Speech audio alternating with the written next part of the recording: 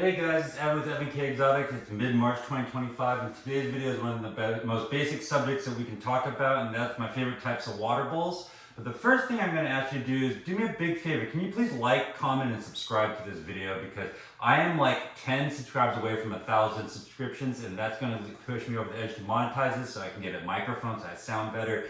And I'm not doing this to make myself rich, but any money that I do make is going to get put back into this channel or into the animals so that it improves the animal care and improves the quality of this video. So today when we're going on and talking about water bowls, I probably haven't spent 10,000 hours changing water bowls, but I've spent hundreds and probably thousands of hours changing water bowls at this point. That makes you close to an expert on the subject of water bowls. So I'll just kind of tell you my general impressions about water bowls for reptiles. There's three basic materials that you can be leaning into. Metal bowls, you can be leaning into plastic bowls of some sort, or you can be leaning into glass and ceramic bowls. And they all have pros and cons. And when you have just a couple of animals, there's nothing wrong with a glass bowl or Pyrex. Square Pyrexes are good because they fit up into the corner of a cage so the animal's less likely to flip them over, things like that. The advantage of glass and ceramic and porcelain is that they're very hygienic. You can high heat sterilize them. They don't get scratched or hold germs, or non-porous. And they're very, they're insensitive to like bleach and things. So they're very good for cleaning. They're nice and heavy, which makes them not prone to tipping over. The downsides to those types of bowls is that A, they can break, B, they are expensive, C, when you get a bunch of them stacking together, it's kind of nerve-wracking to stack a bunch of glass bowls together. And then other than that, they're just kind of, they're just not super practical to scale up with.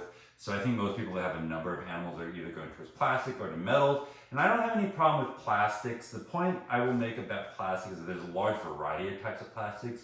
And the cheaper the plastic is, the more prone it is to getting scratched, the more porous it is, so the more prone it is to having bacteria set into it, and the less able you are to heat sterilize it. So like deli cups and things like that, there's nothing wrong with them as long as you're replacing them routinely. I would tell you, if you're using any sort of soft plastic bowl, you should institute a bleach water dip into your cleaning routine. So like when I use a lot of plastic containers, like little semi-disposable like food containers and things for water bowls, I was dipping every time I changed water bowls into bleach, just because you can't heat sterilize them and they do hold bacteria.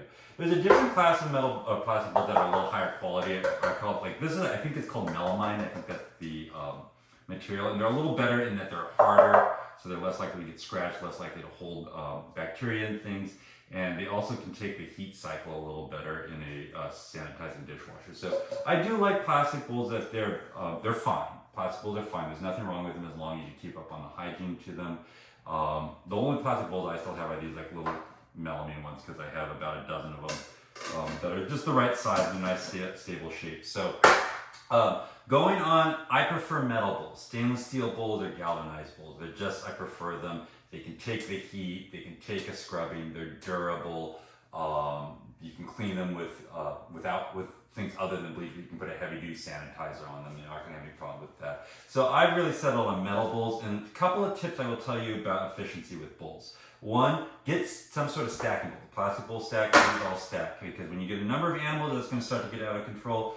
Number two, try to buy a bowl that you can find routinely. Don't go to a ding and dent and closeout store and buy your bowls. Go somewhere you can see them, get them routinely. And the third thing I would tell you is buy a complete double set of bowls, so that instead of having to walk over and clean bowls individually, you can pull them all out at once, make a stack of them, and not wash them at the end. It's better for time efficiency.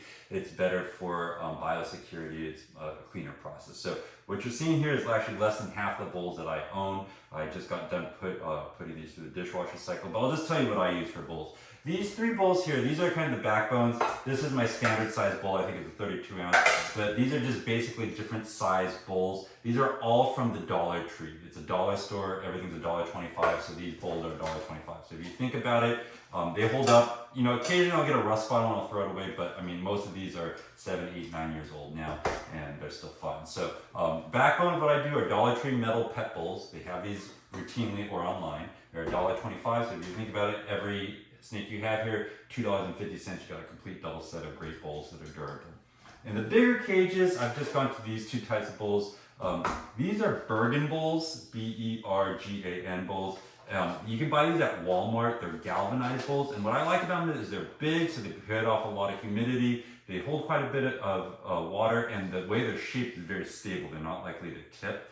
And so I use these quite a bit in my larger cages.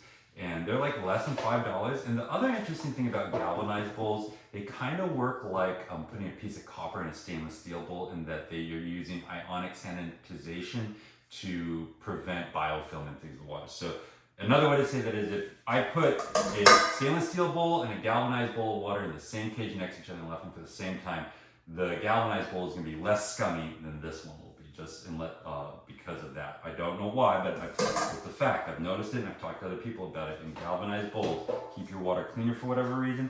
Although you can also just put a piece of copper in a stainless steel bowl or a plastic bowl, and it'll do the same thing. Don't put copper inside a galvanized bowl because you'll create corrosion, but it's fine inside stainless steel and things. These are actually probably the best bowls I own, and if I could afford them, I would have them for everything.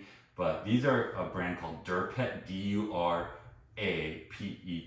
Durapet bowls. They have a nice anti-skid thing. They're a good stable shape. They are nice and deep, and they are just really great. I got these. I got a stack of like 15 of them. I found them on closeout for like $8 or $9 a piece, but these are like $25 bowls, so I just can't afford to have a double set of all of them. But if you can get Durapet bowls, they really are the cat's ass. I just like them a lot. So that's what I will tell you. But the way I wash all of these is I go through and I dump all my waters and put a new fresh bowl in, and then I just run them through the heat cycle on the sanitizer on the dishwasher. It seems to be the best way to do that. You could also definitely just hand wash them with dish soap and water, and I think that would be adequate. If you're worried about a full sterilization, you could do something with the metal bowls. Some of the metal bowls have rubber feet, but you could even put them in the oven at 250 for an hour. That would sterilize them if they didn't have any rubber or plastic parts. But the other thing you can do, don't use bleach on metal bowls because you'll corrode them over time. But you can get Steramine and Steramine dip them. It's what they do in restaurants as a final dip on dishes to keep them clean. So that's another tip about water. The last thing I will tell you is, if you ever have problems with bowl flippers, part of it has to do with the shape of a bowl. This type of bowl is less likely to be tipped. This type of bowl these are a little more prone because they're a little more tapered on the edges, but the ones that they can get under and there's like a little space, those are really prone to flip. But if you ever have a bowl flipper, here's my little tip. Nest two bowls inside of each other. So like these plastic bowls are really good to keep these, or if you have something that's going to flip this bowl, put a small one inside here, and then if you flip it, and make it very hard for them to flip, and if it does, it contains it. So there's my tip about bowl flippers for you to save you some time and frustration. But I hope that helps. Real simple video. Take care. Bye-bye.